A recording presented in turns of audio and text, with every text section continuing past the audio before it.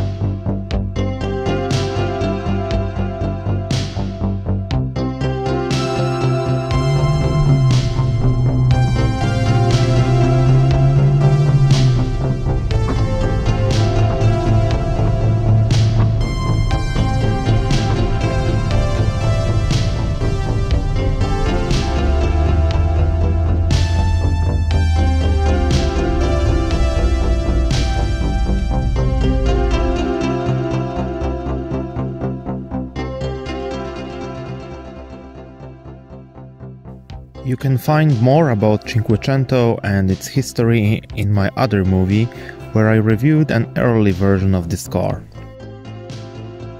Cinquecento Sporting was introduced for the first time in 1994. 4 years after the fall of the communism, the customers in Poland were not ready to pay extra for a car that only looks a bit different and drives a little bit faster. The special versions are the ones that nowadays many would like to have in their collections.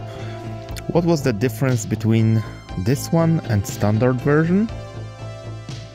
Some changes were done regarding the exterior, different front and rear bumper, 5 body colors, some of them like yellow were reserved for sporting version only, different rear lamps with red blinkers, alloy wheels and different front lamps with white indicators.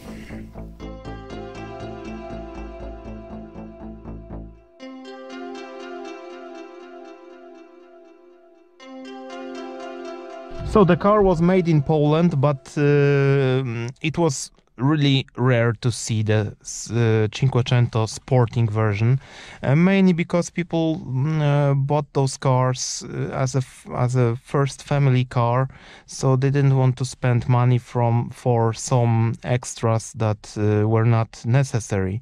And what are those extras in the interior? So first of all, we have the steering wheel. This is a version that was prepared for German market, so it has already an airbag here. This steering wheel comes from Fiat Cinquecento, so the next model, but it was fitted in the factory this way.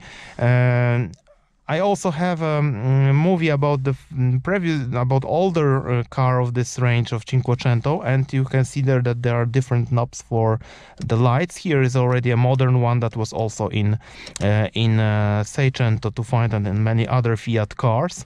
So it's already modern, one switch here for lights and one switch for your windscreen washer. A very special thing here about this car is, of course, the dials. Dials have a RPM meter, which is uncommon. This is something that appeared only in sporting version. What else do we have? Elsewhere the car is similar to basic models. This version has no powered windows that was possible to get, but this one doesn't have that. And here in some of the cars you can find an air conditioning knob, but this one seems not to have it. So the interior very similar to the car I have presented in my older movie. The link is here in the corner, so you can have a look. I also found a handbook for this car, so it's in English, I think, Betriebsanleitung, so you can easily read about the car, what does it do, what does it not do. Very nice with pictures. I think it's a nice add-on and something nice. What I like is that you got this book, you could read that, go when your car arrived at your home, you could take it, read it at home. Instead of a good book, you had to read this one. So this was possible. Nowadays, those manuals, they seem not to be that good. So everything is here nicely shown. Very nice. So the fabric over here is also different than in standard Cinquecento. It's nice with stripes, so very interesting thing. And your seat belts are red here, so it's something that was reserved for the sporting version. So it's the most important thing here is the engine, because the engine is a special one that was only in this model, in Cinquecento Sporting and Abarth. This is a 1.1 liter 4-cylinder 8 valves engine, and the power is 55 horsepower. And this car with this engine was able to speed up to 100 kilometers in 13 seconds. So it's much better than the standard version that needed 5 seconds more.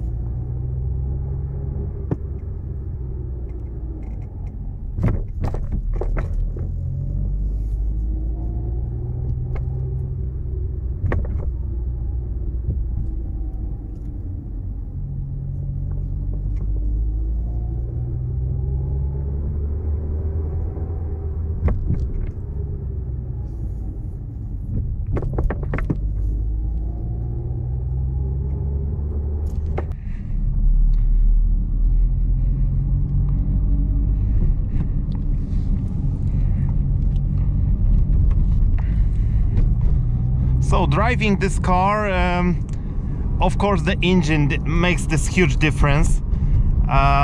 It's maybe not a monster, but it's enough, and it really makes fun. So just like this, you press the pedal and you drive a little bit faster, so it makes it's a really nice experience. I was hoping that the position on this seat will be a little bit lower, but it seems to be the same, so no changes here regarding the version, standard version, let's say. So the position is same. The suspension is a little bit harder.